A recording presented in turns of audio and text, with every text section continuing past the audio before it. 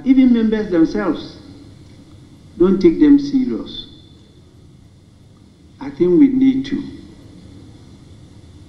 But before we ask for our pound of flesh, respect is earned. Please. Appointments Committee. We have crafted rules of how Appointments Committee should conduct the business of public hearing.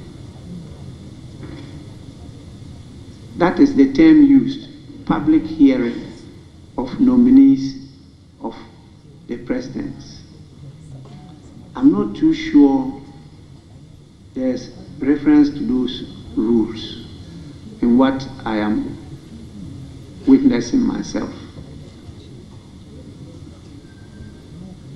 And I've received so many complaints from observers in Ghana and outside Ghana. This is an opportunity for me to draw your attention to it. That please, respect is earned. How we behave or misbehave will determine how the people will behave towards us or misbehave towards us. Welcome back. This is The Point of View. We're talking to the minority leader, Alexander Afenyo-Markin. We're live. That was Speaker Bagwin speaking to the committee that you are ranking on, not very happy with the behavior. Do you understand what he's saying? Well, as we grow, we learn from our mistakes and we think differently. Okay. Speaker Bagwin has been a minority leader before. In the Kufuor era, he was minority leader. When Professor Mills won, he became majority leader, left into the executive, later became one of the three wise men, and eventually was made the majority leader again after Dr. Kumbo had left. And when they lost power, he earned a place for himself as second deputy speaker, eventually as speaker. So there are lots that he has to share. So I would agree with him when he quotes it by saying that respect must be earned. I think he's referring to us, the members on the committee, how we put up our behavior, how we interact with the public, even the way we ask our questions and all. Well, let me talk about myself. Day one of vetting, my first time as minority leader, I watched the clip after. I had the opportunity to interact with some good friends who I would say always have the courage to pull the restraining. They will speak the truth to you. Look at me and, Halifax and Sado will not care who you are. He will tell you that no more. Today Richie Sky, he will tell you in the face. My good friend Dr. Marcus, he will call you Kwamina, wait there 1 yard. And Madam at home will find a nice way and say, honey. And they said they will call, and I have another auntie who would watch me and say, no, this one. So day one, I felt that no. Chairman Anyafo, we are a family. We are from the same village. You are from his hometown? Not his hometown. We are from the same village. Okay. All right? We are a family. It doesn't look like that when we watch the two of you. What I'm saying is that I looked at it and said, no, I didn't try. I could have done it better. That was day one? Day one. So after that, I decided that, look, no matter what, let me extend all courtesies to him. Okay. Even if I disagree, I will pinch him down there. Or I'll write and say, oh, bro, this is what I think. So that we would have a very smooth thing. So on my part, I think that I've not been all perfect in my handling of issues, and I must admit it, especially the day one. Subsequently, I had to review. Even today, when we're trying to solve the Vormawor situation, I didn't like the way Nana Dadzie acted. We were getting calls that we should save land. Speaker himself had reached out to me. He had reached out to the chairman, and we wanted to save land on the matter. But again, I didn't like the way the old man was now trying to tell us, I'm 50 years at the bar. And at that point, I lost it. And though when we closed, we shook hands, and then we understood that we're performing our different roles. Yeah. This is somebody that I know, I look up to. But I also felt that he wanted to bully us. Yeah. In fact, I wanted to stay out of the process. But the way I saw him bullying and doing, he's a courtroom practitioner. His personality sort of influenced you guys a bit. Courtroom practitioners, by their nature, they are bullies. A typical courtroom practitioner may not be a bully by nature, but courtroom practice. He puts up the act. Courtroom practice, right? There's a whole drama. You would want to win at all costs. So when he was doing the pound you lost for pound, it a bit. I felt that no, this old man, he wants to take all of us for granted. So we are younger at the bar, and so what? That was what was running through my head. So I think I hit a bit too hard, especially because of his age. Yeah. He's an experienced politician. I thought he could have handled us better. Yeah. But I also felt it was not too good. So these are some of the mistakes that we all make. So Speaker's call on all of us is in the right direction. He has a wealth of experience. There are times that I seriously disagree with him. There are times that I think he goes all too partisan. But it's my duty to appreciate where he's coming from, because it's a game of politics. I would have to manage myself to get the best out of the situation. So if I pay attention too much to his position, he's also a politician, and it is a pushback situation.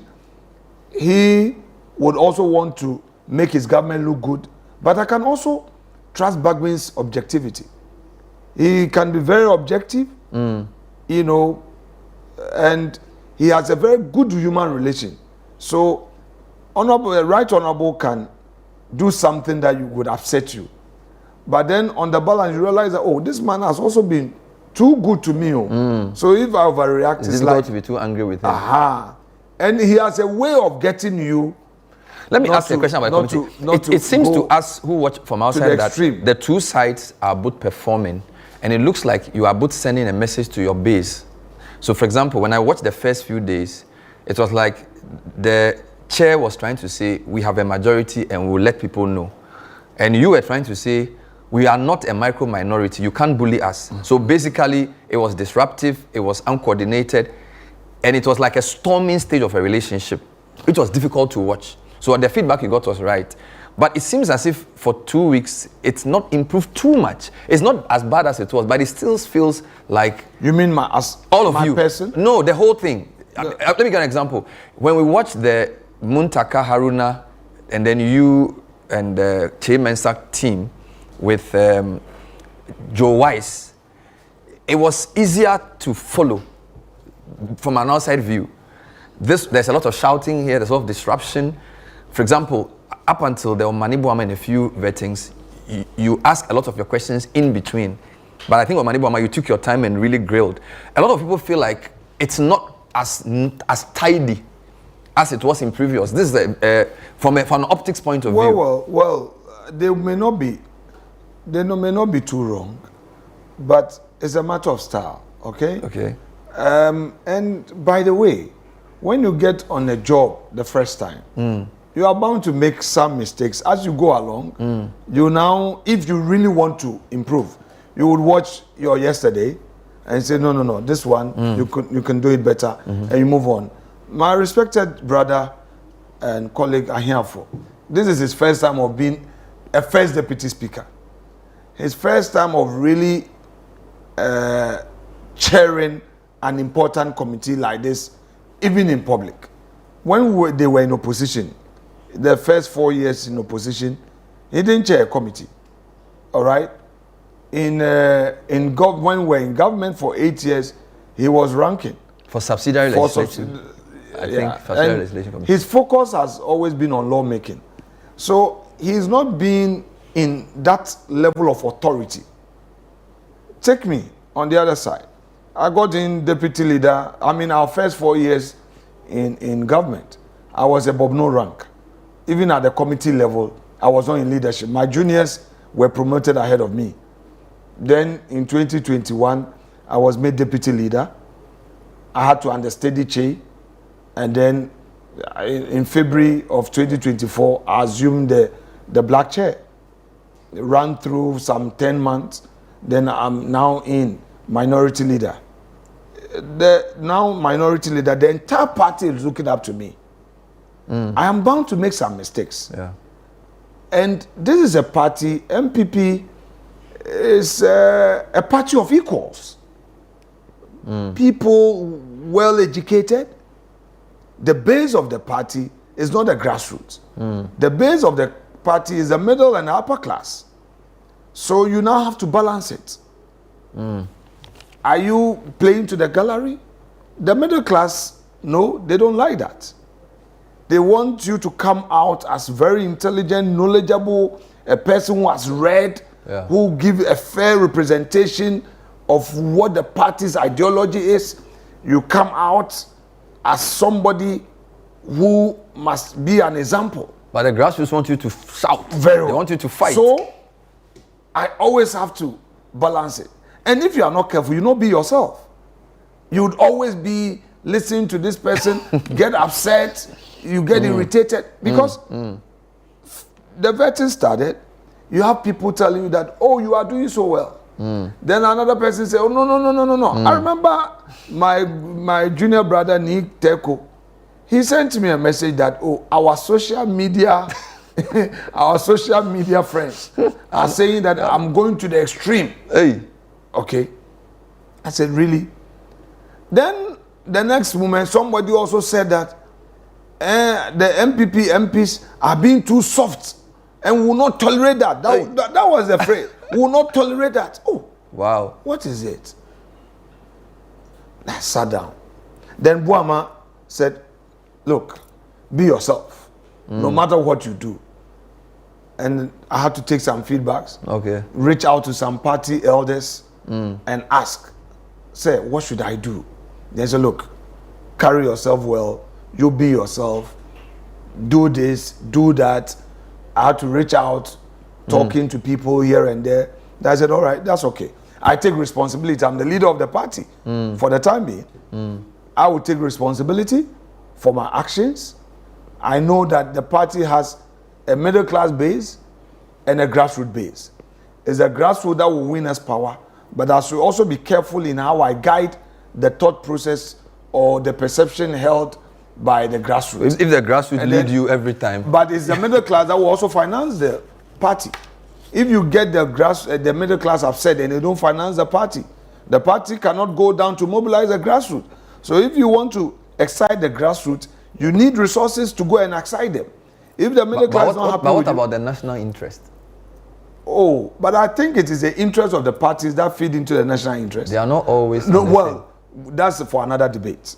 No, because I'm saying that because you just pointed out in the first part that the way we posturize for the young people may not be right. So sometimes leadership must be able to tell. I agree. Because in the same way that you say NDC, in that context, they are grassroots. You need to be able to tell your grassroots that this is national business. This is not theater. Well, in that context, now that I understand you correctly, in that context, I agree with you. So you must always balance it. So, but there are extremist views, on both sides. That's the test of leadership. Of course. So my job, sometimes I had to go and I think last week I was watching Bagbin. The old Bagbin. The 2001 Bagbin. Sometimes I say, Mr. Speaker, you did worse than me. Sometimes I go to you, I say, Mr. Speaker, this one, don't tell me my son, Mr. Speaker, you did worse. Then you tell me that don't copy my bad example. And I watch Che. Then I go and watch J.H. Mensah. All right? J.H. Mensah, he spent a lot of time in advocacy.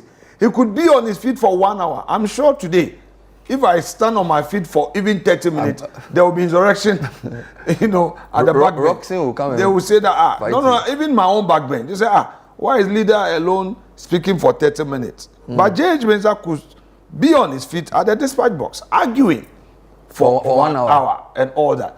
This issue of people saying, oh, why is the leader asking so many questions? I think the chairman answered that for me. The practice since 1997 has always been that leaders have unlimited time. And I don't think, I'm not marking myself, but I don't think that questions I've been asking have been unreasonable. You see, I look at the personalities. For instance, yesterday, Omane is my very good friend. I respect him. Our side respect him. When he came in, my first posture was like, he's going to defense ministry. We don't need to go dig. Let's manage him 30 minutes, let him go. But he did something very unpleasant. First 2 questions, then he started hitting below belt, like the EC thing.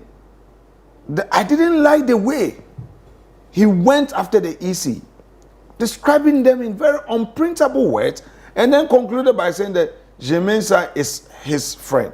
I said, really? Then I took a deep breath. I followed him in his answer, and then unfortunately for him, behind him, people were celebrating him that, oh, he's hit them hard. So I said, okay, if you are my friend. So you used that route. So he brought it on himself. You're saying the 110 questions you asked him could have been fewer. You are a friend. He, Mark, and my good self, we are good friends.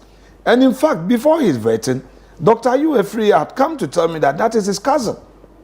So, you know. Is that how people do it in Parliament? No, I'm telling you, that is, I mean. It's open matter. Somebody will call it systems and policies. I hear. That's how my good friend and senior brother, Kennedy Japan, will call it. Systems. One day, I will explain to you the origins of systems and policies. Systems and policies. So, Ayu had come to talk for him. I thought they were roommates or something. And medical school. He said, you know, I said, that's okay, no problem. But Doc Omane Boama was attacking my party. And I could have gone deep, but I just let it slide. And I believe that, for instance, he said, what is chain homes? You go to chain homes all the time. You people are claiming they are looters. But we know that chain homes, me sitting here, chain homes belongs to the military. As in the land on which it's situated. The land, right. The land belong to the military. Used to belong. Well, let's put the grammar right. The land was originally owned by the military. Somebody close to his party, a businessman, took it by force without any acquisition properly so-called. The military drove the person out, not once, not twice, several. Then eventually, some regularization was done on the documents. And today, we know who and who live at chain homes. You forget about this. Then you come and say that an MPP, they are looters, and they are this, and they are this. And I was trying to draw his attention. That look, this thing that you people are saying, you go to Cantonment, Laboni, Roman Ridge. Even behind him, there were people who were supporting him that I know they've acquired state lands at Ridge in their name, and I know. But what method did they use? I think that's the argument. I'll get there. Yeah. But you get out and you say, some people are looting. And it hurts with respect. If something is wrong, it is wrong. But don't go attacking people when you know that they have not done anything wrong. But should the vetting be about equalization or about the suitability of the candidate? Well, in politics, if somebody wants you down and he's double speaking, he's being hypocritical, there's nothing wrong if you have to expose a person.